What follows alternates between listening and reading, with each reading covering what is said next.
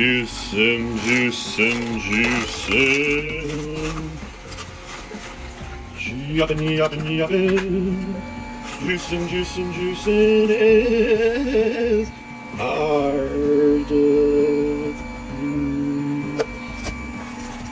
Hard.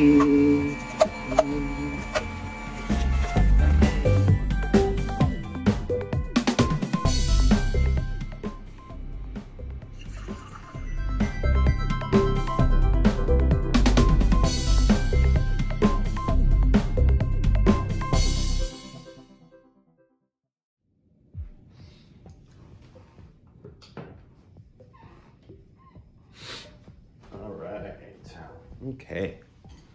All right. Oh. This is Ika.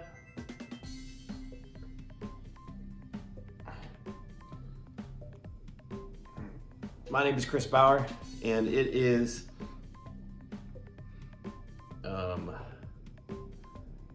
Monday, November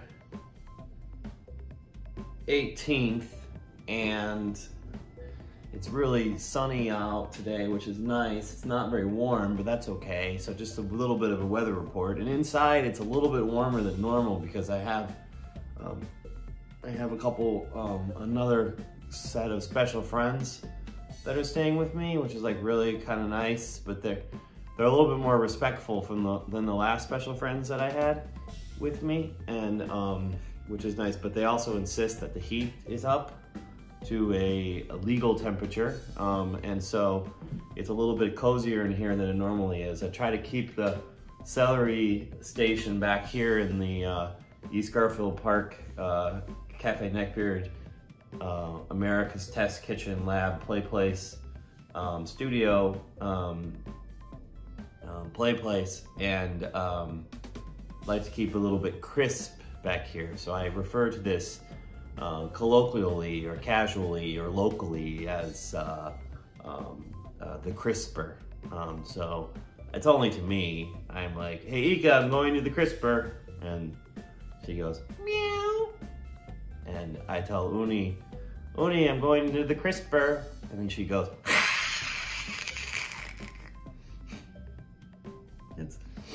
life's a sitcom, as they say. Okay, so it's Monday.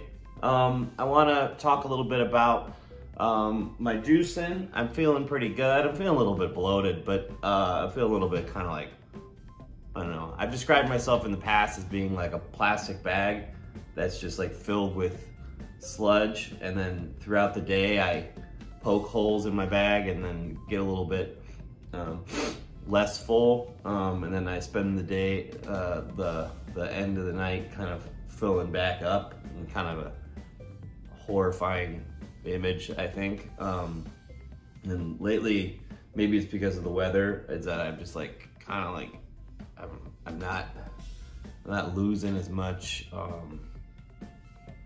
during the day, and I kind of feel like I'm just kind of carrying it into me to bed, and I'm just like kind of feeling like sort of a little bit I would say saddled with my own stuff. And I'm not really, I don't want to get too much into the details of my physiology, but this is a celery juice video series, and so I gotta talk about it a little bit. And I don't like to watch a lot of the competition, but I have watched some, and there's always this moment where they're like, I know we're not supposed to talk about this, we're gonna talk about this, but we're gonna talk about it anyway, because that's what you're here to do, you know? We're like talking about like poop and stuff, and it's not gonna happen here. This video series is not going to degrade in that way. It's going to escalate in ways that, and that's the right word. We're gonna escalate this series. Whether you like it or not, we're gonna bring it up to another notch. And so if you've been following the Moby Dick read by the Pig, or the Pig reads Moby Dick for the very first time series, which the Cafe Neckbeard studio has begun to produce. You can see the Pig is behind me, and the Pig is reading the entirety of Moby Dick one day at a time, one chapter at a time. And the Pig just read for the very first time, even though you've heard it before or read it before. It's just a fascinating experiment in both seeing a living being experience the text of Moby Dick for the very first time, out loud, encountering the words for the very first time. Though the pig is very learned, so the pig knows a lot of the words, but once in a while you run into a situation where the pig doesn't know the words. And so you're gonna watch that pig struggle. Not with we're not gonna do a philosophical conversations. This isn't gonna be, you know, Harold Bloom on YouTube kind of stuff. This is going to be more like, we're gonna give you the words to play with in your mind. And this is what Moby Dick is all about. It's all about this spiritual, philosophical, literary adventure. A pig, unlike a regular person that you can normally go like, I'm like that guy, or that woman's better than me, or anything like that.